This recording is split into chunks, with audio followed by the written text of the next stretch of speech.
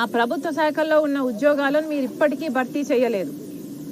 ఆ ప్రభుత్వ శాఖల్లో ఈ రోజు వరకు కూడా అవే ఉద్యోగాలు 2,25,000 ఉద్యోగాలు ఇంకా ఖాళీగానే ఉన్నాయి. మరి దానికైతే ఏమిటి? మరి బిడ్డలకు ఉద్యోగాలు ఎందుకు ఇవ్వటం లేదు? మీ కార్యకర్తలకు మాత్రం వాలంటరీ ఉద్యోగాలు ఇచ్చి అవి ప్రభుత్వ ఉద్యోగాలుగా చూపించి మభ్యపెట్టే ప్రయత్నం చేస్తున్నారు అంటే ఇంతకంటే దిగజారుడు రాజకీయం ఇంకొకటి ఉందా?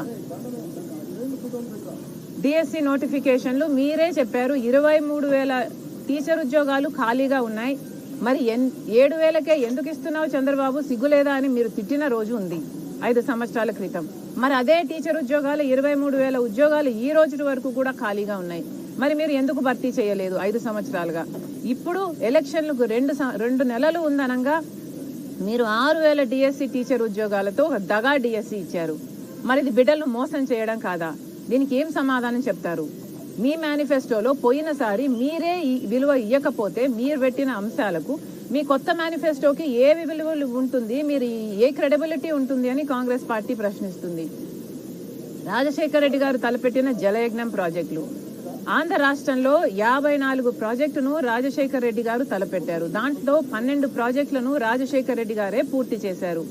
మిగిలినవి 42 ప్రాజెక్టులు అని మీరే 5 సంవత్సరాల క్రితము నవరత్నాలలో భాగంగా అన్ని ప్రాజెక్టులను పూర్తి చేస్తాము, 1,40,000 కోట్ల రూపాయలు అంచనాతో రాజశేఖర రెడ్డి గారి జలయజ్ఞాన్ని పూర్తి చేస్తామని మీ మేనిఫెస్టోలో మీరు పెట్టారు 5 సంవత్సరాల క్రితం. మరి ఈ 5 ఏళ్లలో ఎన్ని ప్రాజెక్టులు పూర్తి చేశారు? కనీసం సగం చేశారా, 10 చేశారా, 5 చేశారా అంటే ఏదీ చేయకుండా పోయింది. మరి మీ మేనిఫెస్టోలో 1,40,000 కోట్ల రూపాయలు మీరు అంచనాలు వేసి కూడా మేము పూర్తి చేస్తామని చెప్పి కూడా మీరు కేటాయించింది ఎంత అండి? కేవలం 30,000 కోట్ల రూపాయలు కేటాయించారు. మరి ప్రాజెక్టులు ఎలా పూర్తయితాయి? రాజశేఖర రెడ్డి గారు 90%, 80%, 70%, 50% పూర్తి చేసిన ప్రాజెక్టులను కూడా మీరు పూర్తి చేయలేకపోయారు అంటే మరి మీ మేనిఫెస్టోకి ఏ విలువ ఉంది? పోయిన మేనిఫెస్టోలో మీరు చెప్పిన మాట మీరే నిలబెట్టుకోకపోతే ఈ మేనిఫెస్టోలో మిమ్మల్ని ఎందుకు ప్రజలు నమ్మాలి అని కాంగ్రెస్ పార్టీ ప్రశ్నిస్తుంది. పోయిన మేనిఫెస్టోలో ఇదే వైసీపీ ప్రభుత్వం, ఇదే వైసీపీ పార్టీ జగన్మోహన్ రెడ్డి గారు చెప్పిన విషయము 3,000 కోట్ల రూపాయలు ధర స్థిరీకరణ నిధి కోసం రైతులకి ప్రతి సంవత్సరము పక్కన పెడతాము, దాంట్లో నుంచి మద్దతు ధర వచ్చేటట్టు ప్రతి రైతుకి మేము అండగా నిలబడతాము అని మీరు పోయిన మేనిఫెస్టోలో మాటిచ్చారు. మరి దానికైతే ఏమిటి? ఎప్పుడు ఏ సంవత్సరం మీరు 3,000 కోట్లు ధర స్థిరీకరణ నిధి కోసం పక్కన పెట్టారు? మరి మీరు ఒక్క సంవత్సరం కూడా పక్కన పెట్టకుండా ఇప్పుడు కొత్త మేనిఫెస్టో రిలీజ్ చేస్తే మీ పాత మేనిఫెస్టోకు విలువేమిటి, మీ మాటకు విలువేమిటి? అలాగే 4,000 కోట్లతో పంట నష్టపరిహారం కోసం పక్కన పెడతామన్నారు ప్రతి సంవత్సరం. ఒక్క సంవత్సరం అయినా మీరు పక్కన పెట్టారా? ఒక సంవత్సరం అయినా మీరు పంట నష్టపోతే ఇదిగో పంట నష్టపోయారు అని రైతులకు మీరు ఏమైనా డబ్బులు ఇచ్చారా? కనీసం రాజశేఖర రెడ్డి గారు ఇచ్చిన డ్రిప్ సబ్సిడీ కూడా ఇప్పుడు లేకుండా మీరు ఎత్తేశారు అంటే మరి మీరు ప్రజలకు ఏం సమాధానం ఇస్తారు? ఇలా 1 కాదు 2 కాదు, మీ పోయిన మేనిఫెస్టోలోనే ఏ సమాధానము ఇవ్వలేక పరిస్థితి మీకుంది. మీరే నిలబెట్టుకోలేని పరిస్థితి మీకుంది. మరి అలాంటప్పుడు మీ కొత్త మేనిఫెస్టోకి ఏవి విలువ ఉంటుంది? ఈ మేనిఫెస్టో ఎందుకండి చెత్తబుట్టలో పడేయండి. Thank you. అంటే మీరు పొన్నవాళ్ళు సుధాకర్ రెడ్డిపై వ్యాఖ్యలు చేశారు, ఆయన కూడా కౌంటర్ ఇచ్చారు. మీరు అన్ని రాజకీయ లబ్ధి కోసం మాట్లాడుతున్నారు, అన్ని అవాస్తవాలే అతను అంటున్నారు. దానికి కేటీ లక్ష్మణ్ కూడా ఇచ్చారు మేడం, దానికి సంబంధించి అట్లాంటిది ఏమి వచ్చినట్లేదు. అయినా ఇన్వెస్టిగేషన్ పడుతుంది, దాంట్లో బయట విషయం దొరికి ఉండదు. అంటే ఒకరి ప్రోద్బలంతో ఒకటి ప్రెజరైజ్ తోటో ఛార్జ్ షీట్ లో పేర్లు యాడ్ చేయడం అనేటువంటిది ఉండదు అని చెప్పి రాజశేఖర రెడ్డి గారి కేసు దర్యాప్తు చేసినటువంటి సిబిఐ జడ్జి లక్ష్మీనారాయణ గారు చెప్పారు. ఇవంతా బూమరాంగ్ ఇప్పుడు మీరు గమనించాల్సిన విషయం ఏమిటంటే జడి లక్ష్మీనారాయణ గారు ఇప్పుడు ఒక వేరే పార్టీ పెట్టుకున్న వాళ్ళు. అప్పుడు ఆయన చేసిన పనికి ఇప్పుడు ఆయన మాట్లాడుతున్న మాటలకి తేడా ఉంది. ఎందుకంటే అప్పుడు ఒక పొజిషన్లో సిబిఐ ఆఫీసర్గా ఉన్నాడు, ఇప్పుడు ఆయన రాజకీయ పార్టీకి అధినేతగా ఉన్నాడు. కాబట్టి in the light of the given situation ఎలక్షన్ల నేపథ్యంలో ఆయన చేసిన కమెంట్ రాజకీయం కూడా అయి ఉండొచ్చు. I'm just saying that this is not right. ఆయన అప్పటి పదవిని ఇప్పుడు అడ్డు పెట్టుకొని మాట్లాడడం, అది కూడా ఒక రాజకీయ పార్టీ అధినేతగా మాట్లాడడం తగదు. కనుక నేను పర్సనల్గా I'm not going to give any value or credit to the statement he made. ఇది పక్కన పెడితే మీరు చెప్పిన పొన్నవోలు సుధాకర్ గారు అసలు ఈయన ఏం లాయర్ అండి? ఈయన ప్రత్యర్థి చేస్తున్న ఆరోపణ తప్పు అని నిరూపించాల్సింది పోయి నేను చేస్తున్నది ఆరోపణ, నేను చెప్తున్నది నిజము అని నేను చెప్పడమే కాకుండా ఆయన ప్రెస్ మీట్ పెట్టి ఆయనే భుజాలు తడుముకుంటూ నేను చెప్పింది నిజమని ఆయనే చెప్తున్నాడు. ఈయనేమి లాయర్ అని అడుగుతున్నాం. ఒక మహిళ అన్న సంస్కారం లేదు. మాట్లాడుతున్నది రాజశేఖర్ రెడ్డి గారి బిడ్డ గురించి అన్న సోయి లేదు. కాంగ్రెస్ పార్టీ అధ్యక్షురాలు గురించి అన్న స్పృహ లేదు. ఏకవచనముతో నన్ను సంబోధిస్తూ ఊగిపోతూ ఆయనకున్న టాలెంటు స్వామి భక్తి, జగన్ భక్తి అని నిరూపించుకున్నాడు. అంతకు మించి ఆ ప్రెస్ మీట్లో నాకు ఇంకేమీ అర్థం కాలేదు. ఇక్కడ ముఖ్యమైన విషయం గమనించాల్సింది ఏమిటి అంటే, నిజానికి సిబిఐ ఎఫ్ఐఆర్లో కూడా రాజశేఖర్ రెడ్డి గారి పేరును చేర్చలేదు. చేర్చకపోతే ఇదే పొన్నవోలు సుధాకర్ రెడ్డి గారు రాజశేఖర్ రెడ్డి గారి పేరు ఛార్జ్ షీట్లో లేకపోతే జగన్మోహన్ రెడ్డి గారు ఈ కేసులో నుంచి బయటపడడం అసాధ్యము అని రాజశేఖర్ రెడ్డి గారి పేరును సిబిఐ ఛార్జ్ షీట్లో చేర్చాలి అని సిబిఐ ట్రయల్ కోర్టుకు పోయాడు, హైకోర్టుకు పోయాడు, సుప్రీం కోర్టుకు కూడా పోయాడు. సిబిఐ కోర్టు కొట్టేసింది, హైకోర్టు కొట్టేసింది. ఆ తర్వాత సుప్రీం కోర్టులో ఏది ఎంక్వైరీలో ఏది చేస్తారో అది చేయనియండి, చేసే ప్రక్రియను బట్టి తర్వాత నిర్ణయం తీసుకుందాము అని సుప్రీంకోర్టు చెప్పింది. ఈ హోల్ ప్రాసెస్లో ఇక్కడ గమనించాల్సిన విషయం ఏమిటంటే, సుధాకర్ రెడ్డి గారు, నాకు రాజశేఖర్ రెడ్డి గారు అంటే అపారమైన గౌరవం అని చెప్పుకుంటున్న ఈ సుధాకర్ రెడ్డి గారు అదే నిజమైతే మరి మీరు రాజశేఖర్ రెడ్డి గారి పేరును సిబిఐ ఛార్జ్ షీట్లో చేర్చాలి అని అన్ని కోర్టుల చుట్టూ ఎందుకు తిరిగారు? ఎవరైనా ఒక అభిమాన నాయకుడు అంటే ఆయన పేరుకు గౌరవం ఇచ్చి ఆయనను కాపాడాలనుకుంటారు, ఆయన రెప్యుటేషన్ని కాపాడాలనుకుంటారు. కానీ మీరేమిటండి, మీకు అపారమైన గౌరవం ఉంది అని ఒక పక్క చెప్తూనే అన్ని కోర్టుల చుట్టూ మీ నాయకుడిని పేరుని సిబిఐ ఛార్జ్ షీట్లో పెట్టాలి అని మీరు తిరిగారు. ఎందుకు అని అడుగుతున్నాం. ఇక్కడ ఇదంతా పాయింట్ కాదు. ఇక్కడ మోస్ట్ ఇంపార్టెంట్ పాయింట్ ఏమిటి అంటే, జగన్మోహన్ రెడ్డి గారే ఒక పాయింట్ని రుజువు చేస్తున్నారు. ఏ పాయింట్ అంటే, రాజశేఖర్ రెడ్డి గారి పేరుని జగన్మోహన్ రెడ్డి గారు ఆదేశాల మేరకే సిబిఐ ఛార్జ్ షీట్లో సుధాకర్ రెడ్డి పెట్టే ప్రయత్నం చేశారు కాబట్టి అన్ని పిటిషన్లు వేశారు అన్న విషయం జగన్మోహన్ రెడ్డి గారు నిరూపిస్తున్నారు. ఎందుకంటే జగన్మోహన్ రెడ్డి గారు సుధాకర్ రెడ్డి గారికి ఈ పదవి ఇయ్యకపోయి ఉంటే జగన్మోహన్ రెడ్డికి సుధాకర్ రెడ్డి గారికి సంబంధం ఉంది అని ఎవరూ నిరూపించలేరు.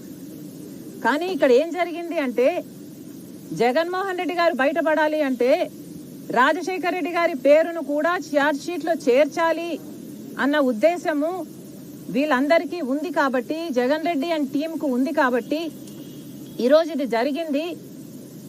కాబట్టే అందుకు ప్రతిఫలంగా అడిషనల్ అడ్వకేట్ జనరల్ పదవిని సుధాకర్ రెడ్డికి ఇవ్వటం జరిగింది అని నేను ఆరోపించటం లేదు. ఇది స్వయాన జగన్మోహన్ రెడ్డి గారు నిరూపించుకున్నారు. వీళ్ళందరూ ఒక టీమ్గా పనిచేశారు అని. ఇక్కడ గమనించాల్సిన విషయం ఏమిటంటే, జగన్మోహన్ రెడ్డి గారు పదవీ స్వీకరణ చేసింది మే 30వ తేదీన 2019 మే 30వ తేదీన జగన్మోహన్ రెడ్డి గారు ముఖ్యమంత్రిగా పదవీ స్వీకరణ చేస్తే జూన్ 6వ తేదీన, అంటే ఎన్ని రోజులు, కేవలం 6-7 రోజుల్లోనే సుధాకర్ రెడ్డి గారికి అడిషనల్ అడ్వకేట్ జనరల్ పదవినిచ్చారు జగన్మోహన్ రెడ్డి గారు.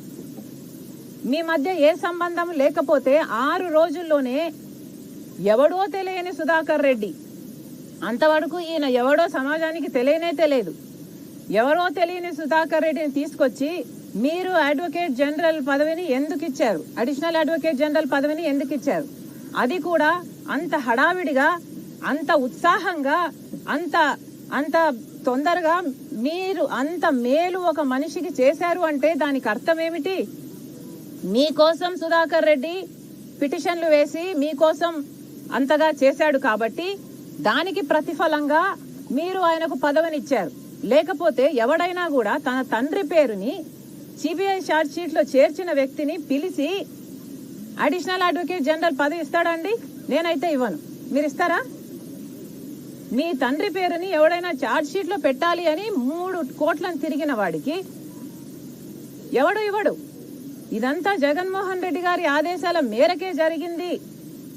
ఆయన ఇన్ని కోట్లు చుట్టి రాజశేఖర రెడ్డి గారి పేరును ఛార్జ్ షీట్ లో చేర్చాలి అన్నది జగన్మోహన్ రెడ్డి గారి ఆదేశం మేరకే ఇది జరిగింది అని రుజువు చేసుకున్నది జగన్మోహన్ రెడ్డి గారే. ఎందుకంటే 6 రోజుల్లోనే ఈ పదవిని కట్టబెట్టాడు జగన్మోహన్ రెడ్డి గారు. ఇంతకు మించి ఇక ప్రజలకే వదిలేస్తున్నాను. I'm sure everybody has common sense. Common sense is common for a reason, because it's common.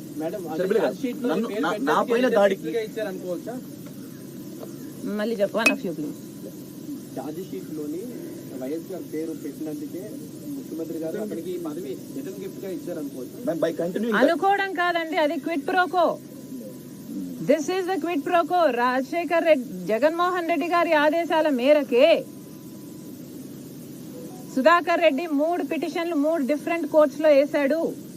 కాబట్టే జగన్మోహన్ రెడ్డి గారు 6 రోజుల్లోనే ఆయనకు ఆ పదవి ఇచ్చాడు అన్నది ఎవిడెంట్ అండి. ఇది క్విట్ ప్రోకో. ఇది నేను చెప్తే కాదండి, మీరు డేట్లు చూసుకొని మీరు if you connect the dots ఎవరికైనా అర్థమైపోతుంది. బై కంటిన్యూయింగ్ దట్, నాకు ఐపీసీ మీద సిఆర్పిసి మీద నాకు కమాండ్ ఉంది కాబట్టి, నేను టాలెంటెడ్ ఉన్నటువంటి లాయర్ని కాబట్టి జగన్మోహన్ రెడ్డి గారు నాకు బహుశా పదవి ఇచ్చినొచ్చు. కానీ మీరు చేసినటువంటి కామెంట్స్ లో మొత్తం అంతా రాజకీయ పరంగా కామెంట్స్ ఉన్నాయని చెప్పి ఆయన సవాల్ కూడా విసిరారు. ఏమిటండి ఆయన టాలెంట్? మీరందరూ కూడా చూశారు కదా, ఆయన టాలెంట్ ఊగిపోతూ స్వామి భక్తిని చాటుకోవడం తప్పితే ఆయన టాలెంట్ ఎక్కడ కనిపిస్తుంది? నాకైతే కనిపించలేదు. ఈయన టాలెంట్ అలా రాజశేఖర రెడ్డి గారి పేరు సిబిఐ ఛార్జ్ షీట్ లో పెట్టాలి అని 3 కోట్ల మీరులో పిటిషన్ వేశాడు. అదే ఈయన టాలెంట్. ఆ టాలెంట్ మెచ్చి అది జగన్మోహన్ రెడ్డి గారి ఆదేశాల మేరకు జరిగింది కాబట్టి ఈయన పిలిచి 6 రోజుల్లోనే, ఈయన ముఖ్యమంత్రి అయిన 6 రోజుల్లోనే సుధాకర్ రెడ్డి గారికి పదవి ఇచ్చారన్నది వాస్తవం. నా మీద దాడికి 10 మందిని ఎర్రచందన స్మగ్లర్లు దించారు అని పవన్ కళ్యాణ్ ఆరోపిస్తున్నారు. ఈ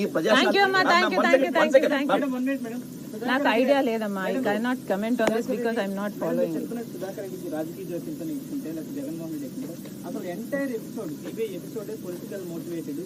అందులో ఆ విషయాలు శర్మ గారికి తెలియదా? మొత్తం కలిసి ఒక కాన్స్పిరసీగా చేసిన ఇష్యూ కదా. I don't want to get into all that. Jaganmohan Reddy గారు పులివెందల వేదికగా కొన్ని కమెంట్లు చేశాడు. రాజశేఖర్ రెడ్డి గారి పేరును సిబిఐ ఛార్జ్ షీట్ లో చేర్చింది కాంగ్రెస్ పార్టీ అని చెప్పాడు. కాబట్టే నేను కౌంటర్ ఇచ్చాను. Okay, thank you very much. Thank you guys. Thank you. Oh yeah. One thing.